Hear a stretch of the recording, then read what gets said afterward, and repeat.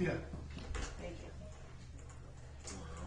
I have 6:30. I'm going to call to order the Board of Aldermen regular meeting for Monday, July 21st. Roll call vote, please. Attendance, please. Alderman Orsini? Here. Alderman Hudson? Present. Alderman Wilkins? Present. Alderman Deckard? Here. Alderman Magley? Yeah. Alderman Rogers? Right, everybody stand. Please. I pledge allegiance to the flag of the United States of America and to the republic for which it stands, one nation, under God, indivisible, with liberty and justice for all. Thank you. That moves us to item 4, special presentations. We have American Water, Aaron Allen with American Water. Actually, we just right there. Oh, let's right at it. So thank you. Thank you for letting me be added to the agenda tonight. Again, my name is Aaron Allen. I'm with Missouri American Water. Visited with Tara recently and had connected with her at a municipal league event and had mentioned that my team's initiative with Missouri American Water is to do a better job in 2025 of our outreach for the communities that we serve, the communities we supply, and just communities in general that are in the same business that we are. We also partner with a lot of communities. As you'll see, I just gave you some real minimal general information. I understand that you did not ask me to be here tonight. I asked if I could be here tonight.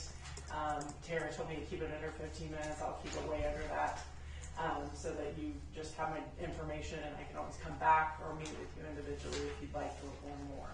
So if you're not familiar with Missouri American Water, we are the largest regulated water or wastewater utility in the state of Missouri.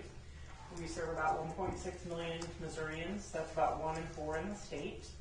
And on the bottom of the first page, those are kind of a highlight of the communities that we serve, including your neighbor, Mexico. We have the water system there. And over in Hallsville, we own and operate the sewer system there. So the reason I wanted to come tonight was just to share information and make sure that you know that there is interest that our utility would have in additional discussions. We recognize that may not be a fit for Centralia, but we want to make sure that you know it's a tool down the road if it is something that you want to learn more about. So there's a sheet in there that talks about private water utilities, just kind of what the difference is between publicly owned or private. The biggest thing I like to point out on there is a lot of people will say, hey, you're a private utility. There's kind of a negative connotation of a for-profit business, but we are regulated by the Public Service Commission in the state of Missouri. So we can't do major investment, we can't adjust rates without their oversight or analysis of how we're doing business and how that's best for the ratepayers. The other sheets in there talk about what it looks like when cities want to partner with us. So that first sheet that I pointed out, some of the larger communities we serve besides our neighbors, St. Louis County, Jefferson City, Joplin, and St. Joseph, Missouri. Some of them have been acquisitions in the last 5, 10, 15 years. Some of them we've owned for a long time. St. Joey was our first in the state, and that was back in the 1880s. So we have a long history of providing quality water across the state. And what we've found with those cities is they're very good advocates for what it looks like when you go from a public utility to a private utility. Some of the things that cities benefit from are a cash injection up front, where we acquire the system, and then there are tax incentives because private utility pays taxes in the community. Local, state, fire district, as well as school district taxes get paid. Other options include we have developer incentives, so we can be a great partner from an economic development standpoint to help with incentives for residential, commercial, or industrial that might be trying to come to town or that you're trying to work with to bring in the community. We also have payment assistance programs since we are a big utility, and we also have charitable fund opportunities for all the communities that we serve can apply for each year. So again, I understand this wasn't something that you reached out to me to be interested in. I just want you guys to know that that is an option if the city ever wants to learn more about it. How that process looks for communities, I've got a couple that I'm working with right now, is that the city, we will work with the city for an independent appraiser to come in and tell you, figure out what the system is worth. And then from there, it actually isn't just your decision, it's obviously a decision of the people for a third and fourth class city in the state of Missouri. So it's not as simple as saying, hey, we're interested, there's a lot to it. But that's kind of how the process works, just introducing you to the idea, wanting to put my face with my name and our firm. We're getting really active with Missouri Municipal League, so if you see you at a meeting, please come up and talk to us and let me know if there's anything that I can do on an individual or a work session basis to provide you with more information. Any questions for Aaron? Anybody? Thank you so much for your time, I appreciate it. Thank you Have a for good coming, evening. Aaron. Thank you. Thank you for that. All right, that'll move us to item 5. That would be comments from citizens at this time. We'll accept citizens' comments.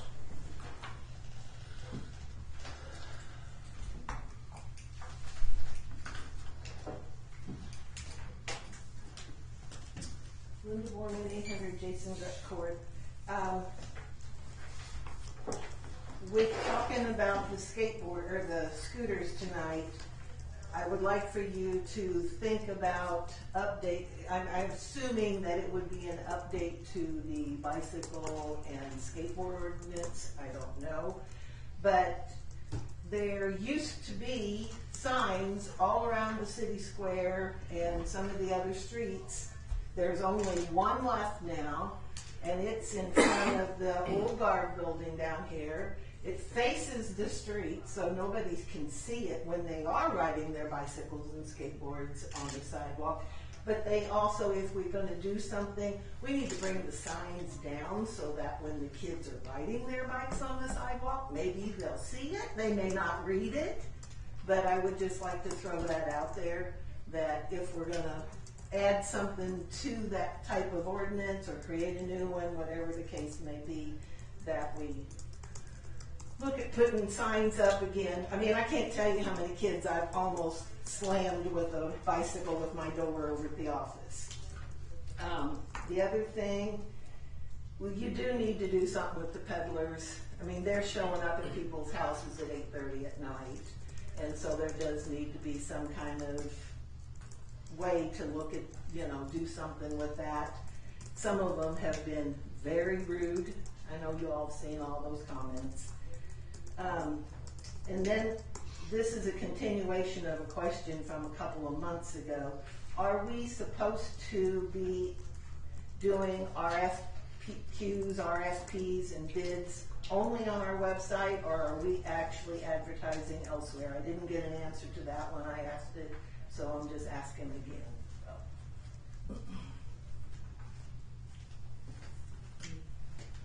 You take that one here. Yeah. Tara took a note on that question. Any other questions from citizens?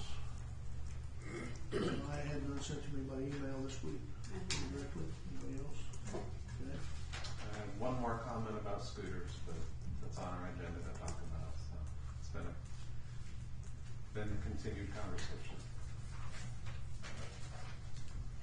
All right. That moves us to item 5, the consent agenda.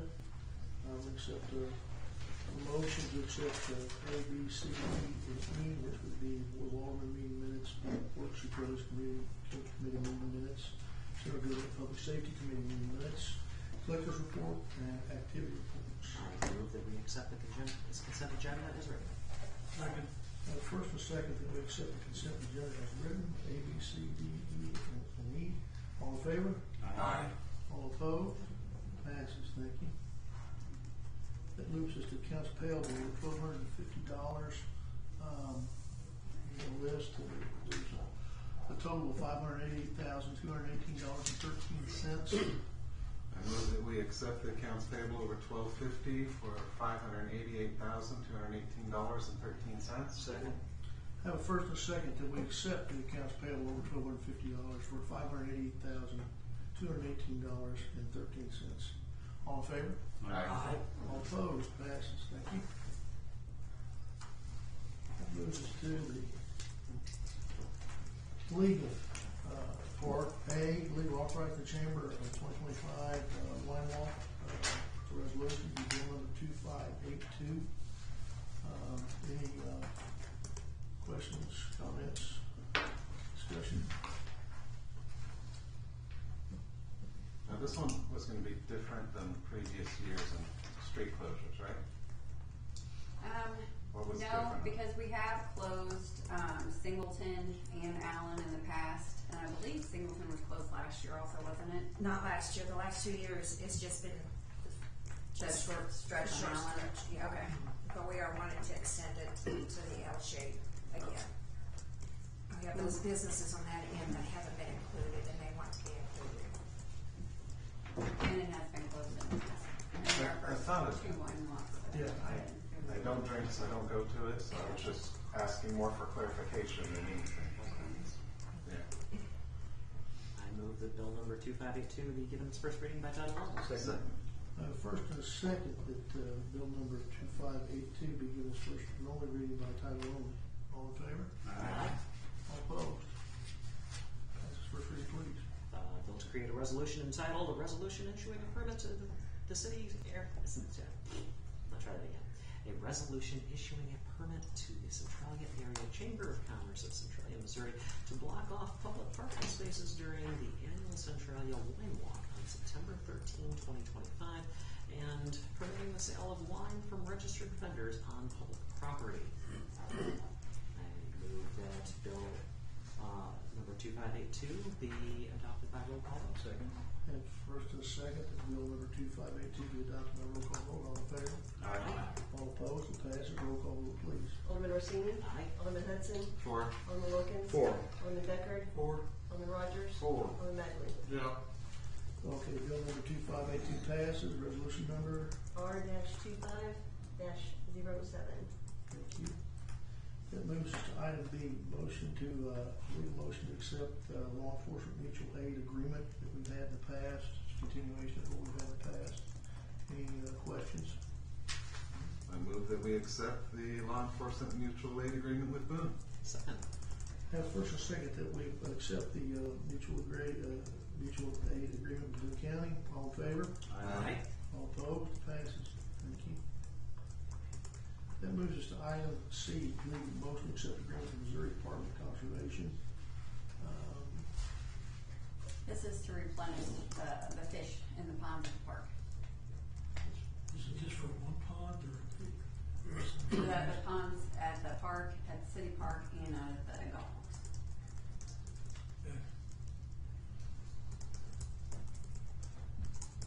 I would move that we accepted the agreement with the Missouri Department of Conservation. Second. Have first and second to accept the agreement with Missouri Department of Conservation. All in favor? Aye. All opposed? Passes, thank you. That moves us to bill number 2583, legal amending the city code sections 18-10. To the ordinance. What is this about? I mean, I live on Mays Meadow, so what Yeah. is this about? So we've gotten complaints, about bigger trucks being in Mays Meadow.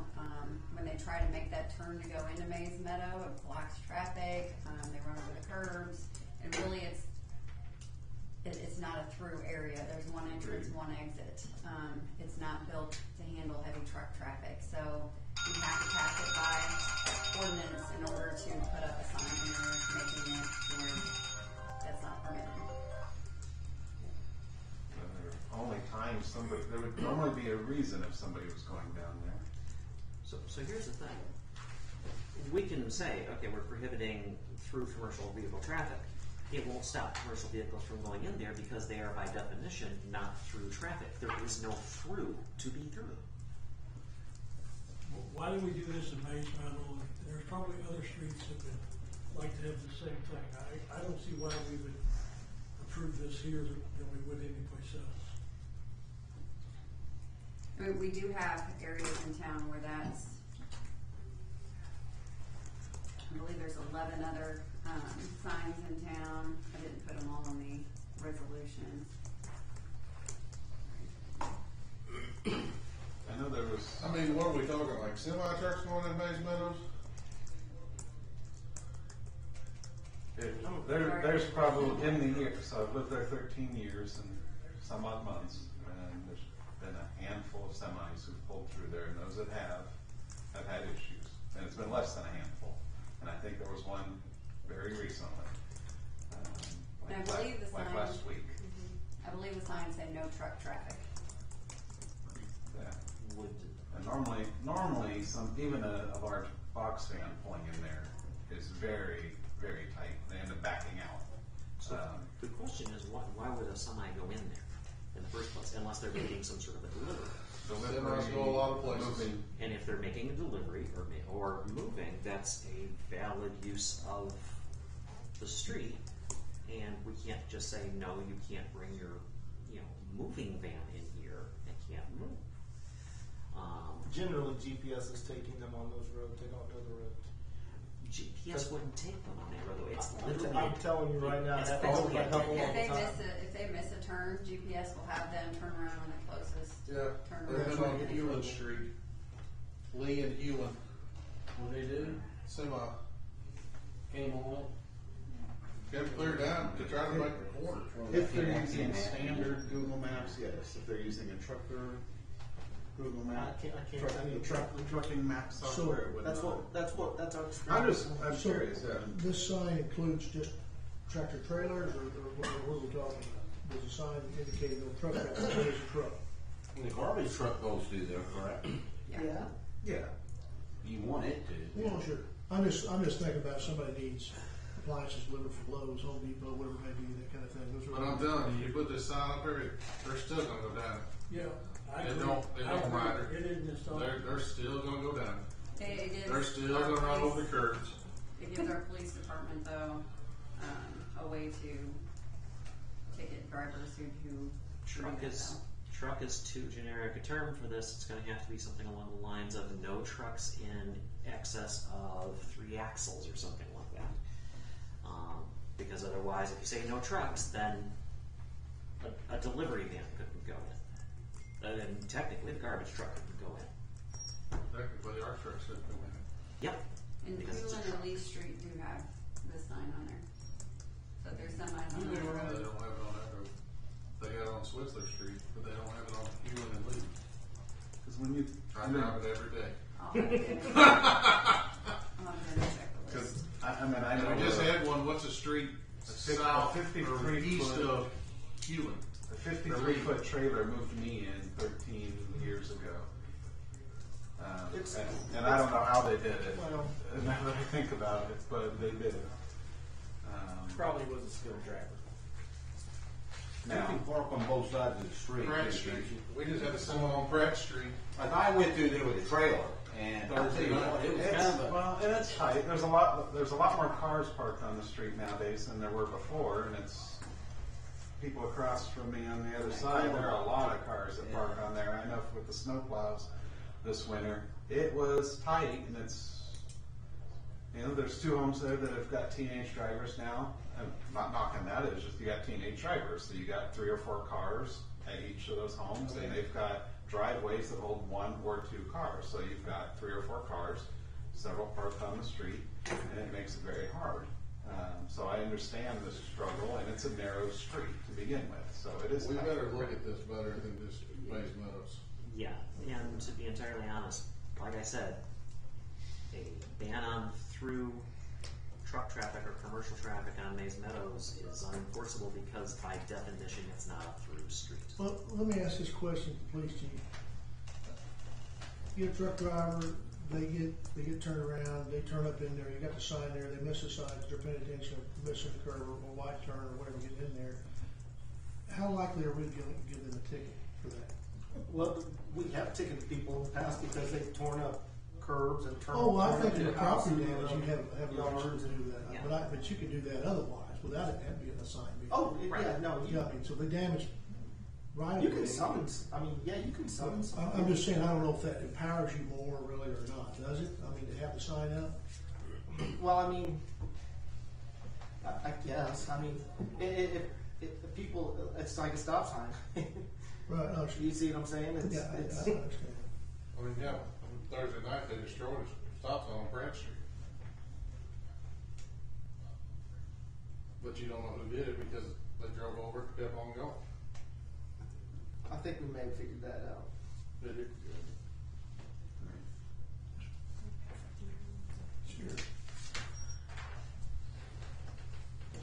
sure. It's very, very tight to get a semi in there, and I would not oppose to no semis down there, but there will be times if a corporate relocation company comes through there, moving somebody in and out, that's gonna be a 53-foot semi truck. Well, yeah, What are we gonna tell them? You can't have your corporate relocation company come in and move you? Yeah, people move with those trucks sometimes, right? That's the reality. And that's where you gotta kind of coordinate too, anyway, generally, you have to say, coordinate people not being parked in a street to get around, right? You have to work with your neighbors on that one. Yeah. Too as well, right? I mean. Yeah.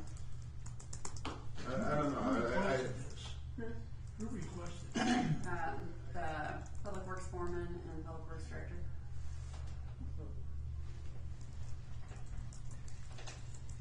I could see a modification to this of some variant on no use as a turnaround.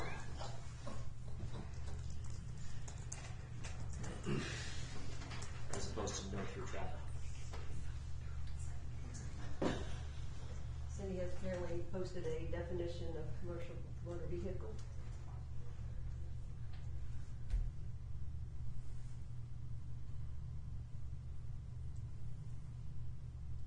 The vehicle has a gross combination weight rating of 26,101 pounds or more pounds, inclusive of a towed unit, which has a gross vehicle weight rating of 10,001 pounds or more, That's not a very big truck. or GDW, or 26,000. I mean, that could be a pickup. Designed to Oh, just make transport sure. more than 15 passengers, including the driver. Transporting hazmat. And by those definitions, a trash truck would qualify as this. Yes. I mean, you could have construction vehicles, pickups with goosenecks at 26,000 pounds. Well, you get a 1-ton dually flatbed that's loaded with welder and. I mean, mine's out there is 26,000 pounds. If Mid-City was doing new windows for a job and brought it in on windows and whatever else on the That's goose. fine. This isn't open for comments. So. Yeah. We could conceivably put together some sort of an ordinance of a not for use as a turnaround. I've seen those in other municipalities from time to time. But as written, this is not workable.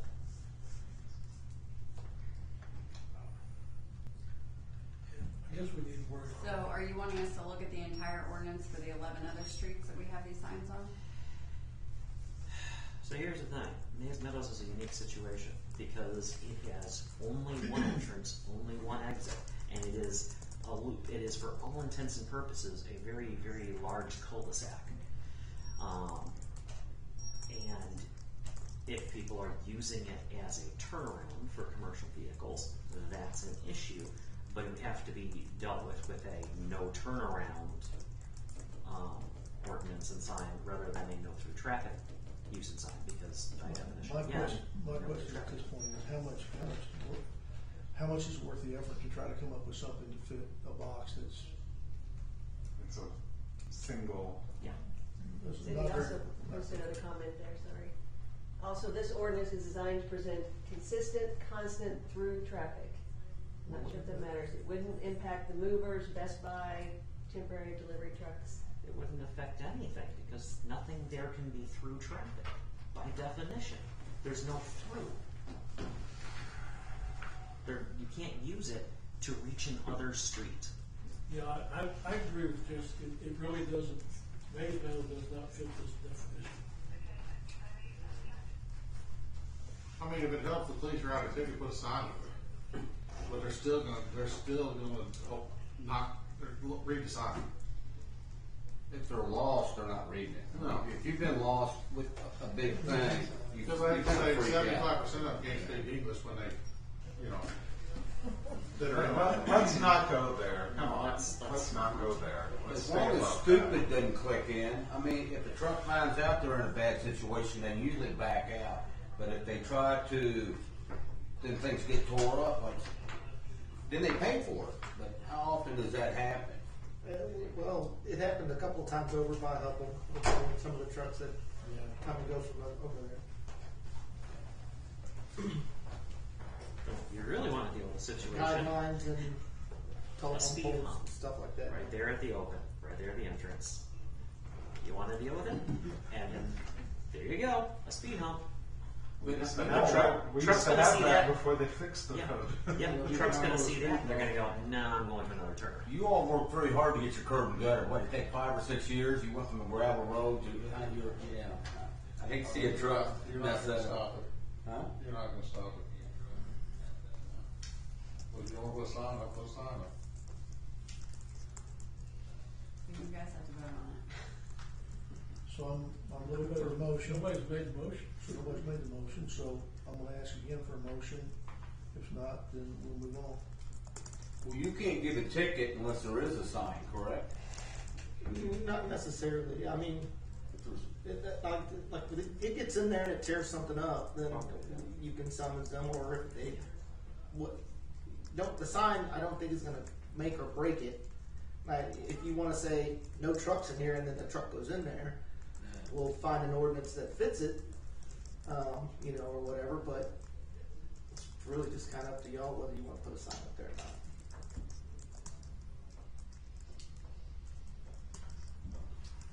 I'll ask for a motion. Third time.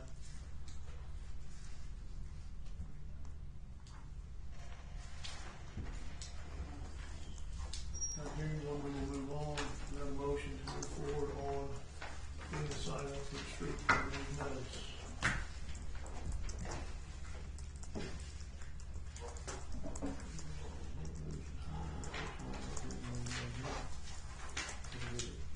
Now we're on E, contract for awarding BNS and A Software Solutions, Resolution 2584. Do you remember the bill? Which actually would be 2583 since we didn't use the. That would be right. I believe the bill number still stays and dies with the, Signs and data. Oh, it does. Okay, yeah. Okay. As we didn't take it. 2584. Any questions, any thoughts, discussion? Do I have a discussion on this? Only question. Great summary and analysis, everything. The 3 payment structure seems very front-loaded. Normally when I've gone through these contracts and negotiated agreements with companies, we're not paying that heavy at that first down payment.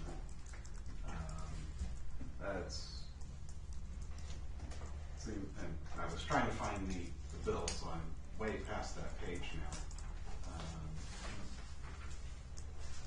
Find where that page was again. Page 84 of that packet is where the 3 Yeah, payments are. so it's what, What percentage up front in the first payment? Of the overall bill? A third is what it is?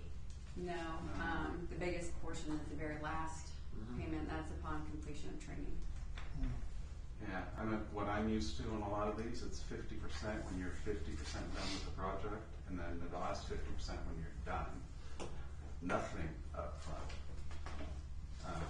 And that's what I do with contractors and software companies. Even with all the conversion costs? Yes. Because until they actually deliver something, we don't give them any. We do, in my industry, the industry I've been in, we do a lot of third. A lot. That's what they're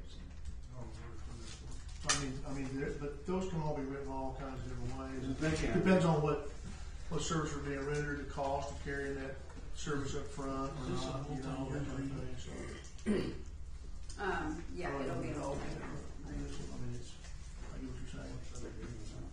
I do agree with you. It'll probably be 3 to 5 years when we draw it up. To very.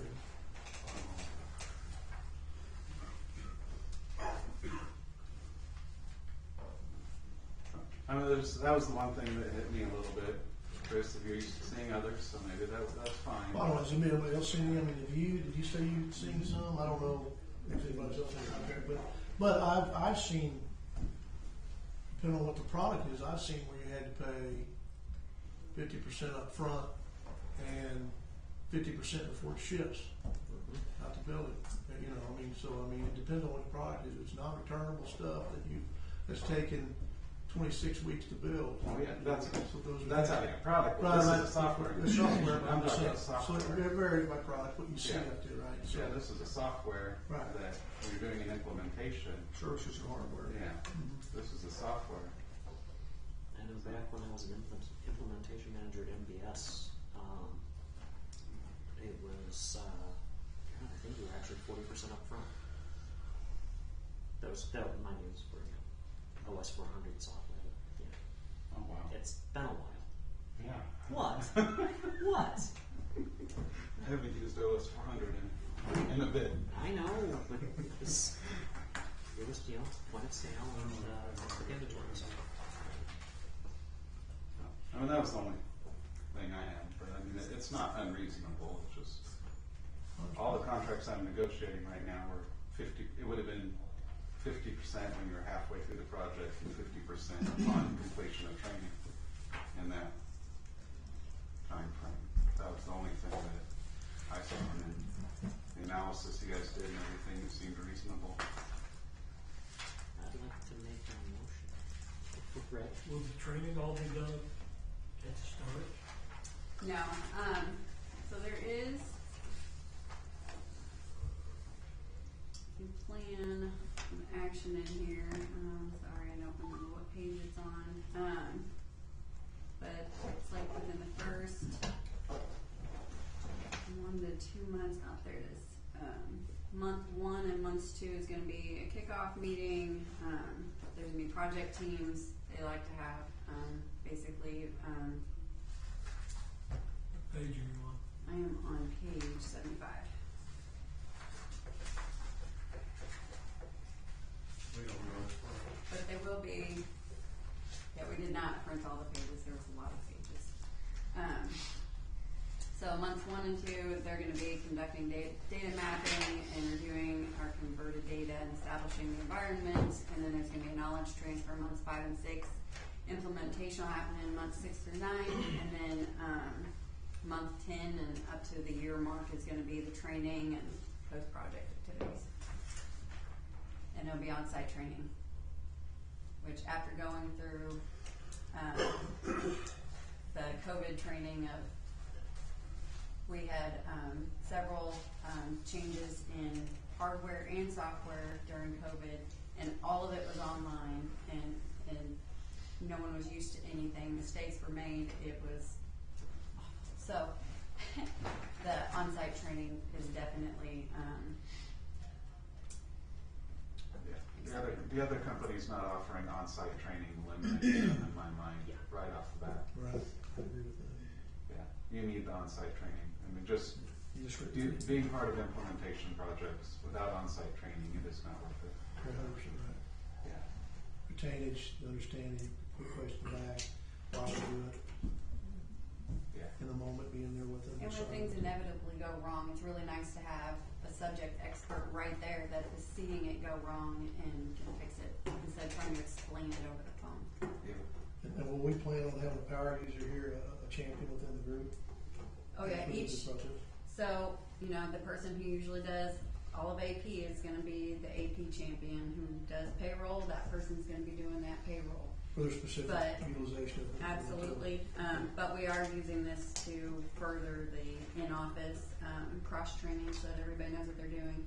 And the software, and all the software packages we looked at, really all of them were user-friendly and very similar. So each module will look the same, it feels the same, so that if you're working in one, but say someone's out of the office and we've got to do something in this other module, it all looks the same. So it's gonna be, I think it's really gonna help us out with efficiency, and it's gonna be good. Good.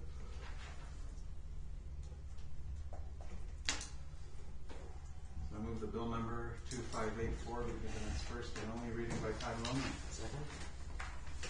Now, the first and second bill, 584, being its first and only reading by title only, all in favor? Aye. All opposed? First reading, please, passes. A bill to create a resolution entitled, "A Resolution Authorizing and Directing the Mayor of the City of Centralia, Missouri to execute a contract with BSNA Software of Bath, Michigan for the municipal financial software solution." I move that bill number 2584 be adopted by roll call vote. Second. Have a first, a close second, for adoption by roll call vote. All in favor? Aye. All opposed? Roll call vote, please. Alderman Orsini? Aye. Alderman Hudson? Four. Alderman Wilkins? Four. Alderman Deckard? For, Alderman Rogers? Four. Alderman Magley? Yeah. That is unanimous, so bill number 2584 passes, resolution number R-2508. Okay. Business to old business. The old business.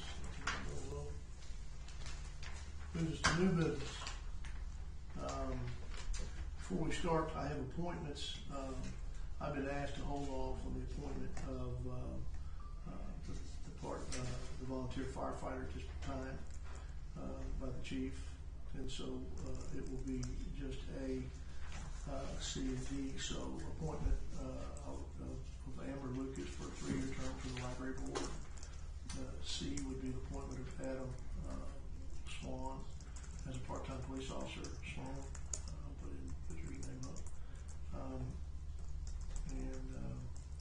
Those are the 2 appointments that we would have at this time. I'd be looking for a motion from the mayor to. So moved. Second. First and second to appoint Amber Lucas to a 3-year term library board and appoint Adam Swan to a part-time officer position. All in favor? Aye.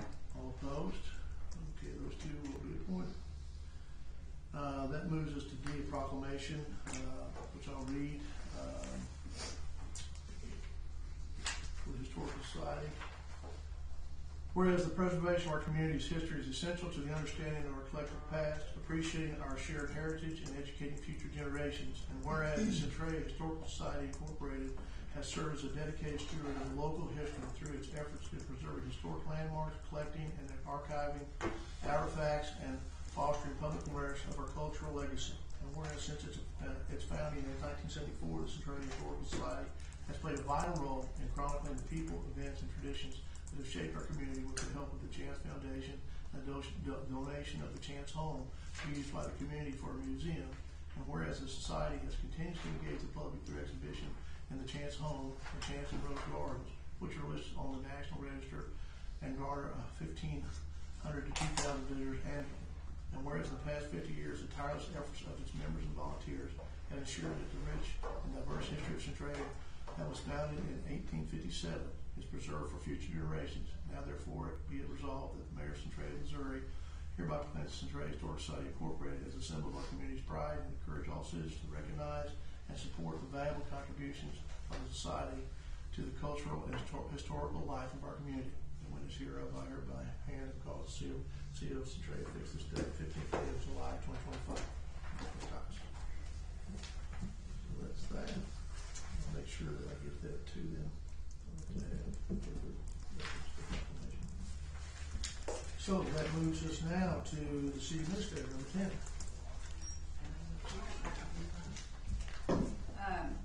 So we're going to talk quite a bit in closed session about some of the things that we've been working on this past month. But our reports in the packet. I have met with NextAir representative again to go over the current state of the energy market, so we'll be talking more on that. They would like to come next month to the meeting to do a special presentation and have a little bit of conversation with the board. We've been, I don't know if you guys have been on Facebook, seen a couple of our informational reels that we've been doing. We're going to be doing more and more of that. We haven't gotten one done here recently, but we will be working on that. I'm beginning the tax rate hearing process, the public notice, and the ordinance. That'll be passed next month. I am leaving tomorrow with Marilyn. We're going to the MIRMA conference. We have to go to that annually as our insurer. So they always put on a conference every year to go over different insured issues that are affecting the municipalities that are part of MIRMA. So we'll be gone tomorrow afternoon to Friday.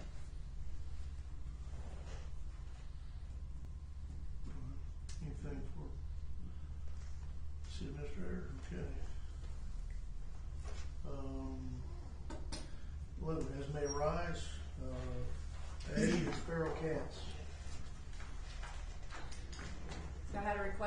me that we discuss, the feeding of feral cats and what we can do about it. Lyndon, do you wanna? Yeah, we got a lady around town feeding them all over town again.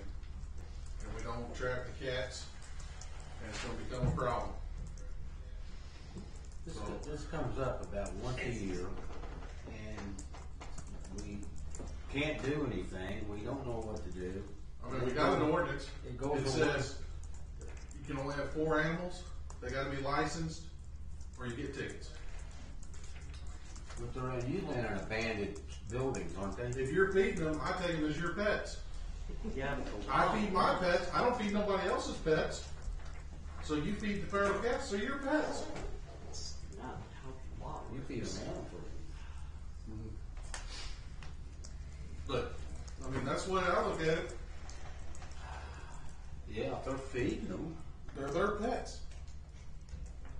And if you got more than 4, it's a violation. And it's a What do you do violation on about license. the ones that are providing shelter for them so they don't freeze in the winter?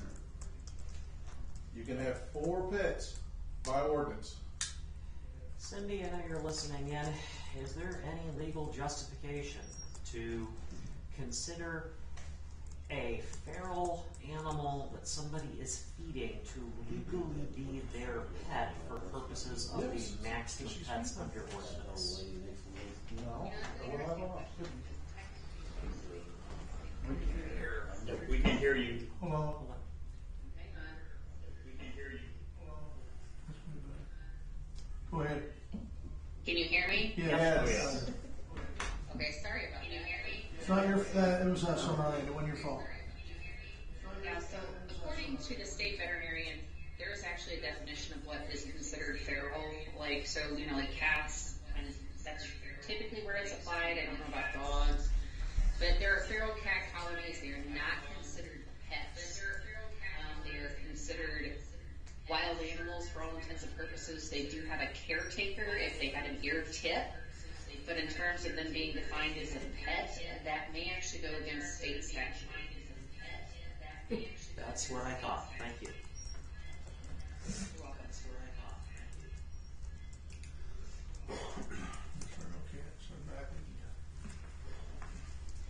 At the end of the day, there's always going to be some people who think that I'm gonna start a feral dog. Feral dog. at the end of the day, there's always going to be some people who think that feral cats are the most wonderful, sweetest animals of the known universe and who are going to feed them no matter what. And there are also going to be other people who think that feral cats are the devil incarnate with sharp claws and should be eliminated via flamethrower, and all points in between. And we are never going to get agreement on it, and more to the point, we're probably never going to find a legal solution to it.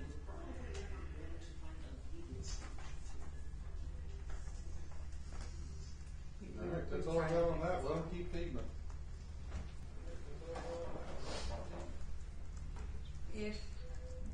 If they're feeding them on public property, is there something that we could put into an ordinance, Sydney, that would? Well, that could be considered a nuisance. I mean, for one, there, you know, if we don't permit the feeding of feral cat colonies, we can obviously specific feeding of feral cat colonies. That would be more than likely considering harboring a nuisance, right? I mean, as Landon has already pointed out, feral cat colonies can be considered a nuisance, and this is coming from somebody who, I like cats, but I mean, I do understand that they can be a nuisance.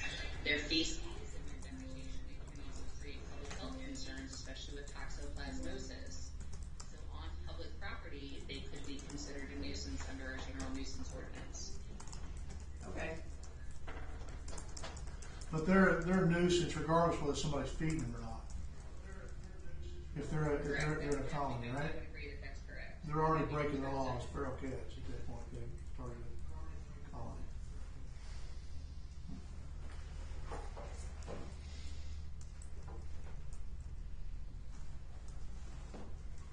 But if they're feeding them at their home, there's nothing we can do. But if they're feeding them out at a public place, that's an issue. Right. If they're feeding them on abandoned property, that's trespassing.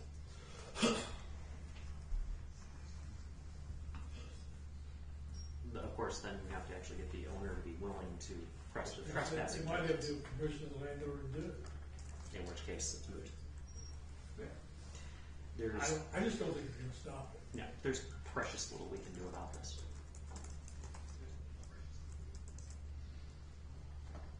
Like I say, we have the same conversation, and there's not a good way to stop it. Nope. And somehow the problem went away for about 8, 9 months. Maybe the foxes and the coyotes came to town, and they've left. But it's back again. I don't think the cats left. Well, the other thing is remember when this first came up, folks, I contacted a TNR group, Yeah. and so they came out to Centralia and did a TNR, which is a trap neuter and release, and several of the cats that they actually collected from Centralia ended up being taken in for adoption. So that may have helped to address it temporarily, but right now you guys are in the middle of like basically kitten season, they're coming through. So the next available time that TNR group may be able to come out to the city would probably be the end of August or September, and I can certainly ask them to do that again. They Well, do that at no charge to the city. Well, that would be helpful in keeping the population down somewhat, no question, right?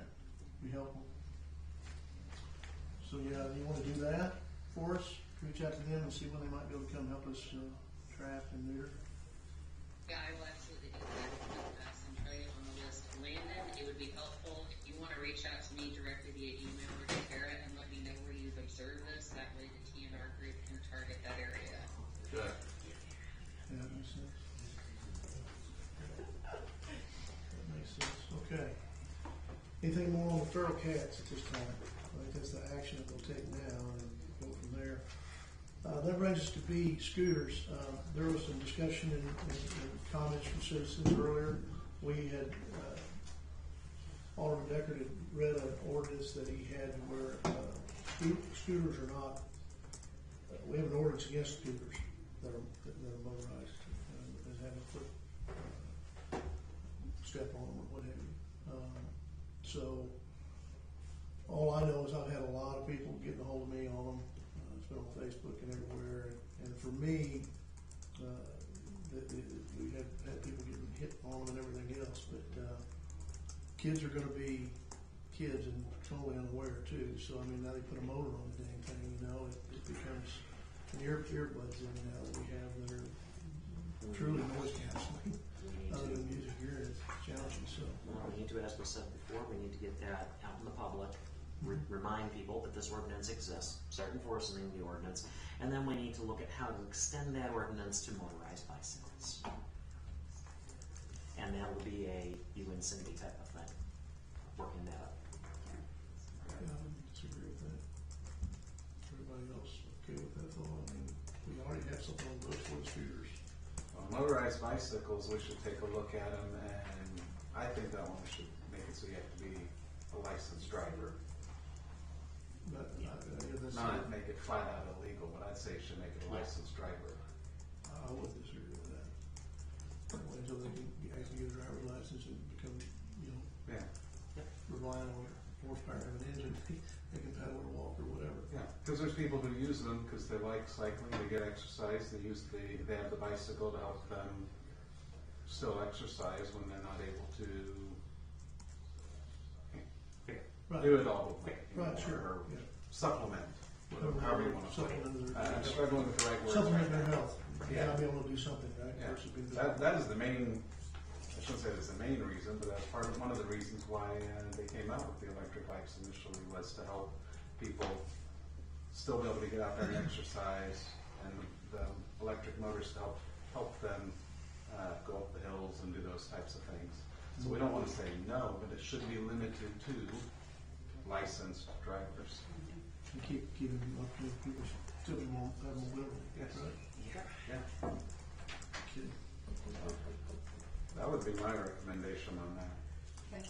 We'll look I'm into good with that. the bike. And I think that goes right along the lines with Missouri Highway Patrol information that was there. Well, definitely believe you're right. That's what I read on there. So that's an action item we got to look into that one, you and see, and then C, the peddler's license. Now, I've got a lot of stuff on that. Well, Keep going around, that's no big deal. There's just 2 or 3 things that worry me about the peddler's license, and I know that in no way, shape, or form do we want to take away anybody's freedom of speech, abilities. That's not at all what we want to do here. That's absolutely constitutional. We support that 100% as a city in allowing people to have any kind of demonstration on the speech from law abiding for whatever it may be that their agenda or topic would be. One of the bigger concerns that I've had brought up to me that I think is a real valid concern is the fact that there are a lot of older generation folks out there. You know, I'll be coming more than 10 years, I'll be well in my 70s. So my point is, I find it hard to believe that this service that's being provided by the peddlers to me is something that they can't find from a grandson, a granddaughter, a daughter, or a son to help them find someone that does bathrooms or would do home defense or monitoring or videoing and that kind of thing. I sure wouldn't want to see it to where you can't, nonprofits can't do the peddling like the Boy Scouts and things like that they do to set up the bags for that kind of stuff. But this peddler deal, we need to at least, if nothing else, make it to where it's hard to do. You have to be legitimate, and at what cost is that to us to have to do that and do that background check and take administrative time versus not having peddlers at all. Cindy, can we delineate between for-profit and not-for-profit peddlers in the ordinance?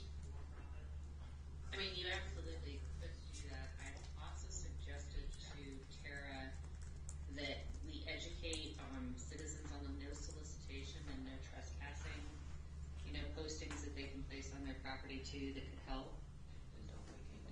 Okay. Yeah. Can we limit the hour they can do in people's houses? Because Liz said, they don't need to go to somebody's house at 8:30 at night. I don't think they need to go after 6 o'clock. Yeah, I think that we would definitely, we should have a right, once it's consistent and fair to everybody that be a peddler. They can't say you're picking and choosing. No question you should be able to do that by the law, right, Sydney? That's correct. We can Yeah. also have a limited time. Yep, as long as it's fair and equitable, the law allows it, basically. I've looked at several other cities' ordinances, and they've got hours for like 9 a.m. to 7 or 8 p.m. They require Missouri sales tax that shows their certificate from the state showing that they can sell stuff in Centralia, ensuring that we get the sales tax revenue from that. Also, then it's a registered business with the state, and we know that. Well, and what about, is there a problem with us setting,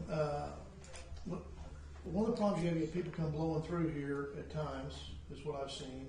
I'm waiting for one of these people to knock on my door at 9 o'clock and be rude. That would make my week probably, especially if it came on a Friday. But the bottom line is, I know what's happening, I see these folks out, I get it. I think the thing for me that is, they have a day or two where they're traveling from point A to point B, selling their wares or whatever it is, and they jump in here and want to stop in town, get a peddler's peddler, and they get a license all of a sudden. I would like to see us put up, if you're going to do it, you should be pre-planning where you're going to be going to sell your goods or offer these services or whatever it is. So I think they should have at least, there should be a 48-hour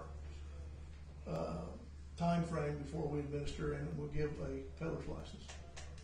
I would encourage that as long as Sydney says that that's fine, because it'd be nice to have a 48, at least 2 business days. That way we can run a thorough background check and get that information back from the highway patrol, and look into whether or not the people who are in town going door to door have any criminal convictions. That would also be a good deterrent to the shady operators. That's the point. They want to fly through, Exactly. and all of a sudden, hey, let me peddle my wares because I'm coming through and I got a day. I'll be gone before they figure out something. I'll be gone before they figure out something. No. That's my To point. answer your questions, you can give 48 hours, you can limit the number of licenses out at any one time. Like for instance, if you only want to issue 5 at a time, you can put a duration on the license so that it's only valid for 48 hours. We can do a lot of things like that so long as it is consistently applied, but still allows them to, conduct business. this if they are a proper business. Groovy. A lot of cities also require them to wear identification badge, and that would require us actually printing identification badges. So I don't know if we want to go that far, but I mean, it could be as simple as it's printed on a piece of paper, and then we just have those clear little laminate pouches, and they have to clip that onto their pocket or something. It doesn't have to be something super expensive where we're printing actual cards, Well, but people's time. Certificate and. That they have wouldn't to be a have bad it. idea, cause Right. it makes it obvious whether Who they the person come here is. or not. and we put it out to our residents that unless they have this clearly displayed on their person, they have not been properly permitted. Sold. And The other then, cities make a I pay give for them it, a, I supply them with a certificate. Yes, there's the a, tag or you whatever. have to pay for the tag, there's, a fee for the permit itself, and and we have $5 for the cost, just to make sure it covers it. I want us to make sure when we put these things in, we minimize the time drain on the productivity of our personnel right Yeah. outside, right? Because we get too many of these different things going on, we end up losing, you start to count your time, you start looking at you've lost 6 hours of labor hours, productivity hours, based upon all these little things that we're doing to accommodate these things that are pretty trivial, really, in the whole scope of everything that they provide as a service or a disservice to the citizen for me. I would recommend that our city administrator put together a bullet list of the policies she would like to see on this, work with our city attorney on it, and then bring that to us at the general government. The next meeting, the committee, So we can discuss it at the Discuss it, committee, and then yeah. hopefully vote on an ordinance at our next. a change to the ordinance, in whatever fashion that would look like. And the only thing I would add to that, anybody have ideas, send it to Tara. Yes. So she's Sure, not absolutely. coming up with all the ideas Right, herself. right. There you go. I think we've got some good ones, limiting the hours, having so many days before we will administer it, and on so many, and with a photo ID, is the only way to provide, those are four, I think, really good ideas. 9 to 7 sounds good, and I agree. So, can I ask you a question? I would also like no more than like 3 or 4 per company versus we've had 7 or 8 for one company coming around. That seems Did somebody ask me, they had a question? Yeah, if we're gonna raise fees, because when I run a background check, it was $15.75 to run that, which would only come up with Missouri, violations. We charge $15 per day, so we're not even breaking even on that. Can we raise those fees? Yeah. However, whenever? I think we So should. here's the thing, I've gotta find out where they're housed. If they are housed in the business license ordinance, the only way we can raise those fees is by a vote of the people. Seriously, business licenses are considered a tax, not a fee. So under the Hancock amendment, we actually have to take this to a vote of the people. So I'll have to determine where those fees are coming from. Okay. if we attach the fees of the background check and the identification tag, that wouldn't fall under that though, would it? Before I answer the question, I would really like to just lay my eyes on where this is housed in the ordinance. I wasn't anticipating this question, so Okay. that way I can give everybody a proper response. It may be that we can collect the business license separate from the fees, but I really would like to put my eyes on it first. I understand that, but yeah, I think that we need to definitely make it, I mean, if you've got something good to sell and you're gonna sell it, you should be able to pay Yeah. $25 to be able to sell it per license. Okay. I've issued 17 peddler's licenses since April 1st. And we're losing money on everyone. There way we put And that's when, yeah, we're losing money Is just there a on way the we can put transaction cost, but no peddler's county. license on force Yeah. until we get this figured out? Yeah. And that's where the real money comes in, it's one time. We're about done with it, aren't we? We should have It's it. up down to 22 now, is there some more you ready to go through? It's hit and miss. This summer has been very heavy with peddlers. We usually do not have this many peddlers. So do we all agree that those are the things that she can start with, and if we have anything, we'll send it to you and go from there? Okay, Yeah, I'm good to all those. all right. Okay, I move that the Board of Aldermen go into closed session during the meeting. Board of Aldermen may elect to go into closed session and hold a closed vote, and the purpose of such closed session and closed vote shall be, 1, is provided for under section 6100211 of the revised statutes of Missouri for legal actions, causes of actions, or litigation involving the public governmental body or any confidential or privileged communications between the public governmental body or its representatives and its attorneys. 2, as provided for under section 6100212, leasing, purchase, or sale of real estate by public governmental body where public knowledge of the transaction might adversely affect the legal consideration therefore. And 9, preparation, including any discussions or work products on behalf of public governmental body or its representatives for negotiations with employee groups. Second. I have a first and second on closed session for the reasons read. Roll call, please. Alderman Martini? Aye. Alderman Hudson? Four. Alderman Wilkins? Four. Alderman Decker? Four. Alderman Rogers? Four. Alderman Magley? Yeah. We stand adjourned in closed session. Return to open session. I gotta start recording it. You see, you gotta start recording first, so you can hear me. Yes, sir. I'd like to just motion to adjourn. Second. There we go. Brought up today's Hasn't life called us into open session yet. We returned from closed session back into open session. At that time, the votes were taken other than to come back into regular session. So at this point, I'd attain motion adjourned. Landon. Make a motion to adjourn. Second. The first and second is adjourned. All in favor? Aye. All opposed?